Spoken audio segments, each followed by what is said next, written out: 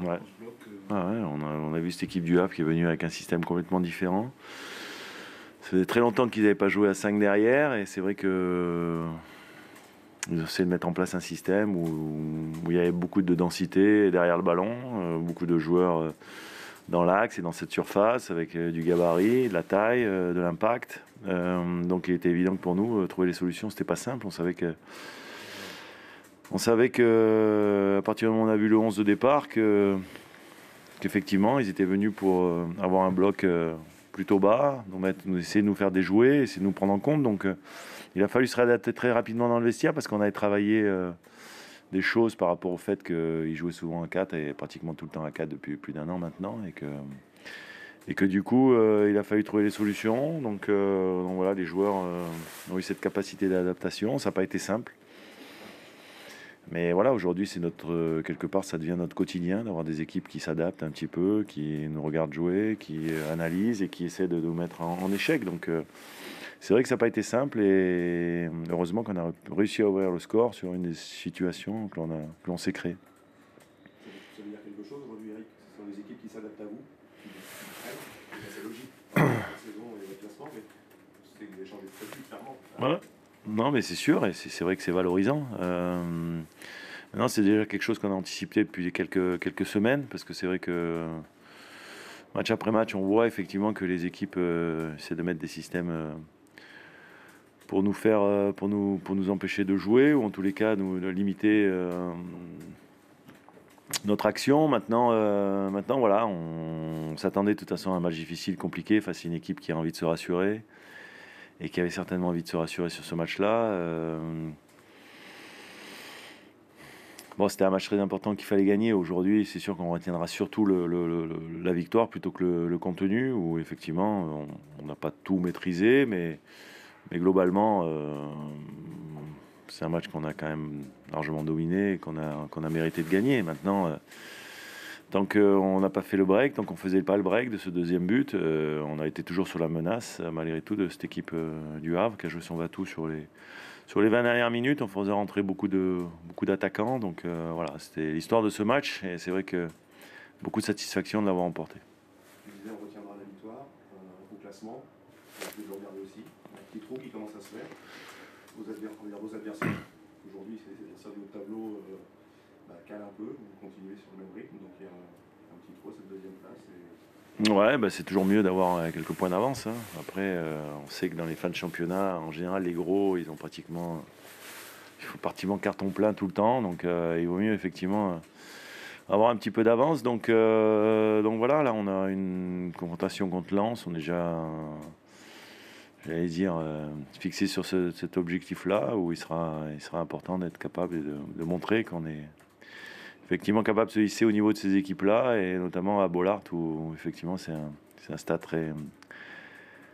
assez mythique et où il n'est pas facile de jouer. Donc voilà, aujourd'hui, c'est vrai que tous les matchs on les joue pour rester là-haut. Et aujourd'hui, je suis fier et heureux de cette équipe parce que voilà, elle rentre dans l'histoire aussi. Les joueurs ont mérité, avec ce 13e match en défaite, de pouvoir marquer quelque part l'histoire de ce club. Et aujourd'hui, c'est vrai que ça fait plaisir pour eux parce qu'ils s'investissent beaucoup et qu'ils donnent toujours le maximum. Quand tu parlais d'objectifs, il y avait le maintien, puis les 44 points de la saison dernière. Donc ça, Ouais. que tu voulais aller étape par étape, C'est ça. l'étape aujourd'hui, là, C'est ça. caché. On a réalisé les deux premiers objectifs qui étaient le nôtre, l'objectif du club d'abord, du maintien, et après l'objectif des joueurs. Et on s'en est fixé d'autres, donc d'atteindre un certain nombre de points qui restent entre nous pour l'instant, mais qui nous permettraient, sur les études qu'on a pu faire, et quand on voit les championnats, un petit peu l'historique des championnats, 18 clubs, un nombre de points qui nous permettrait de rester dans ces 7 premières places, qui risquent d'être des places pour l'Europe. Donc voilà, aujourd'hui on est fixé là-dessus, et si on arrive à atteindre ce nombre de points, si jamais à un moment donné ça arrive, et on vous le dira, on se fixera peut-être un objectif ultime d'aller chercher encore mieux, mais avec 10 points, 30 points, avec 10 matchs et 30 points encore à distribuer, c'est vrai qu'il y a encore beaucoup de choses qui peuvent se passer. Donc ce petit trou de 4-5 points, comme tu le dis, ça reste quelque chose de très fragile, quoi. Il y a beaucoup d'équipes qui chassent derrière, donc ça va aussi. Toutes les équipes de profondeur. Oui, forcément, il y a des rencontres, il y a des matchs où tous ces équipes-là vont se rencontrer, comme nous, hein, puisqu'on va rencontrer Lens, on va rencontrer Lille avant la trêve internationale. Donc voilà, un dernier coup de collier sur ces 2 matchs-là et on pourra couper un petit peu avant ce sprint final. Donc il est évident que les 2 prochains matchs vont dire beaucoup de notre fin de saison. C'est un match que vous gagnez grâce à un but d'un milieu de terrain encore. Mm. Ça devient une vraie tendance. Ça Brestois, qu'est-ce que ça dit de cette équipe là? Non, je sais pas, ça dit qu'en fait tout le monde a envie de jouer, aller vers l'avant. Pierre, c'est peut-être en plus notre milieu de terrain qui est le plus reculé. Donc c'est lui qui marque encore aujourd'hui. Ça dit qu'on essaie de pratiquer malgré tout un football total où tout le monde est concerné quand on a le ballon et quand on l'a pas, et que c'est aujourd'hui un de nos principes de effectivement avoir cette capacité à être une équipe qui s'engage complètement. Après, comme j'ai dit, on n'a pas tout réussi, on n'a pas tout maîtrisé dans ce match-là, et c'était aussi dû à l'adversaire, un adversaire qui a mis un plan de jeu qui était difficile à contourner, difficile pour faire sauter ce verrou-là, mais bon, on a su le faire, et c'est vrai qu'aujourd'hui, la grande satisfaction, c'est d'avoir encore pris ces 3 points. Il y a eu une crainte quand on a dit ne fais pas le break, qu'il y a la balle de 2-0 Non, parce qu'on a rapidement compris que le but aurait été annulé, parce que je crois que Hugo était parti en position de hors-jeu, donc il n'y a pas de regret sur cette action-là, même s'il m'a dit de la mettre au fond. Mais bon, on en reparlera avec lui. Mais après, c'est vrai qu'il y a eu 2-3 situations, notamment Jonas aussi. J'aimerais bien, alors lui, qui est milieu de terrain également, qu'il ouvre son compteur, parce qu'il a eu 2-3 situations depuis le début de la saison, et qu'il mériterait aussi, parce que je veux saluer aussi l'entrée des garçons qui sont venus en cours de match, et Jonas notamment, qui a fait une très très bonne entrée. Donc il aurait peut-être mérité d'être récompensé par un but. Mais bon, voilà, tant qu'on n'a pas marqué ce 2e but, qu'on s'est pas mis à l'abri, on était sous la menace de cette équipe du Havre qui a jeté qui a en tous les cas joué sa chance à fond jusqu'au bout. et derrière, une nouvelle clean sheet. Ça fait partie aussi de nos objectifs, de rester dans les 3 dernières meilleures défenses du championnat. Aujourd'hui, je crois qu'on est 2e défense. Je crois qu'on est la meilleure défense en Europe sur l'année 2024.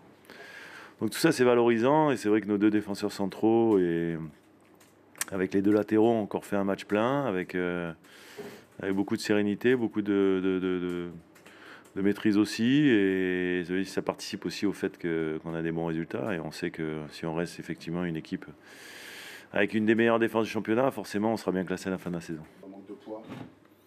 Oui, mais c'était pas, c'était dans le contexte un peu de prévision par rapport à ce qu'on avait mis en place en première mi-temps. On voulait un petit peu bloquer l'intensité brestoise, le volume de situations qu'il se crée. Je pense que dans ça, on a été bon. Donc, on était prêt à concéder un petit peu de temps de possession, d'être peut-être d'avoir un volume offensif un peu moins important pour maintenir de la stabilité défensive et être propre de ce côté-là.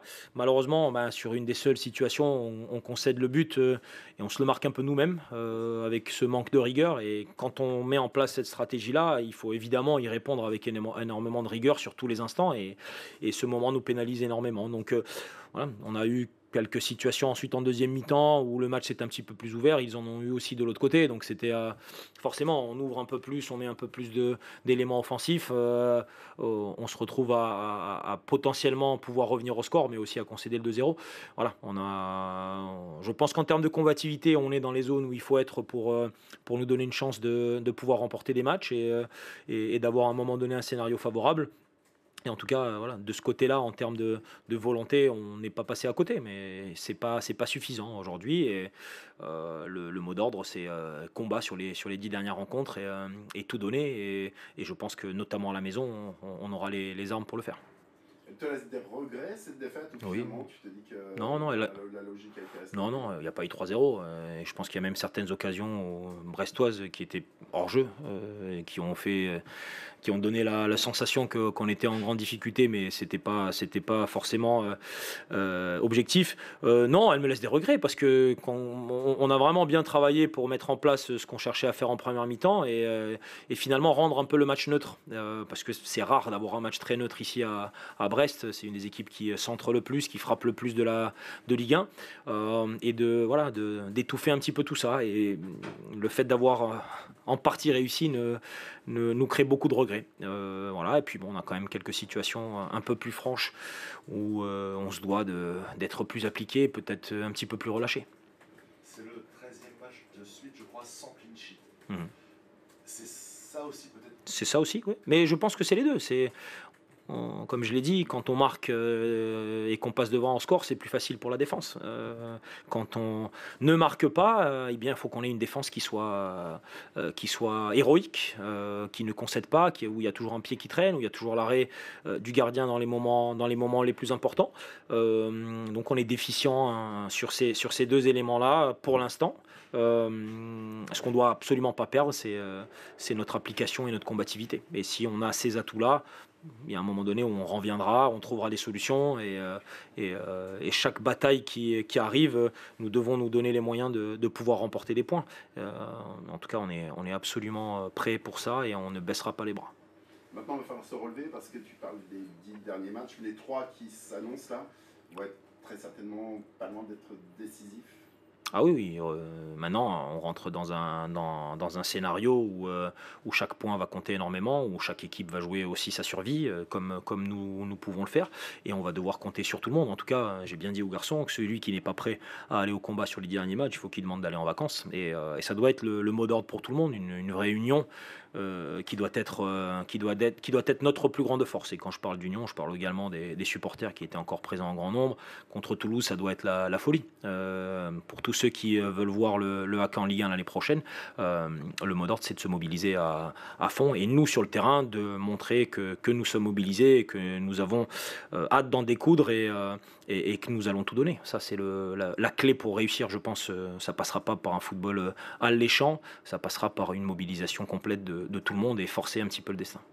Et ça passe ne pas céder à la panique, c'est un mot d'ordre ou de panique il n'y a pas Non, enfin, le sentiment de panique, c'est pas un sentiment de productif. Ça veut dire qu'on n'est plus en contrôle et que la peur c'est complètement en prise de nous. C'est pas notre sentiment aujourd'hui.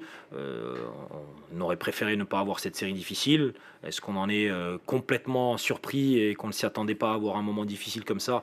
Non, c'était un scénario tout à fait possible. Donc voilà, maintenant on serre les dents et puis on essaie de trouver des solutions. Donc la panique n'a pas sa place dans le sport de haut niveau. Est-ce que l'une des clés pour les prochains matchs, c'est pas aussi de remettre en confiance peut-être un Mohamed Bayo où on le sent moins bien, un Emmanuel Sabi qui a aussi un petit peu de mal? Oui, c'est des garçons qui doivent continuer à travailler. C'est aussi pour ça que j'ai laissé Momo tout le match, pour se donner un moment, l'occasion de pouvoir revenir dans la confiance par une situation. Et ça, maintenant, c'est aussi dans le discours autant que dans le travail et dans l'abnégation à l'entraînement qu'on retrouve ces sensations-là. Ça passe par ça. Et puis serrer les dents. Et la vie fait en sorte que ceux qui ne baissent pas les bras, ils ont généralement ce petit coup de pouce ou coup du destin qui leur permet de revenir. Et c'est la valeur fondamentale pour moi. Là, on a des batailles à livrer. Même si on tombe, il faut se relever. Donc ça fait partie de tout ça. On a besoin de tout le monde. Momo est un buteur confirmé dans sa carrière, on n'en a pas beaucoup dans l'effectif, donc évidemment qu'on va tout faire pour que ça puisse tourner pour lui comme pour d'autres. Simon, sur l'effectif, Youté, c'était trop juste? Non, il a passé une semaine un petit peu difficile. Aruna et lui sont aussi sous le coup d'une suspension potentielle, donc ces deux facteurs combinés m'ont incité à titulariser Johan, qui malheureusement est sorti sur une grosse blessure au niveau des côtes. Il a pris un énorme coup, donc c'était relativement dangereux qu'il continue. On a pensé que c'était tactique. Non, c'était c'est un vrai coup aux côtes et on a eu un petit peu peur qu'il puisse être touché au niveau du diaphragme. Donc pour l'instant, on va voir les examens ce que ça va donner, mais il avait bien mal.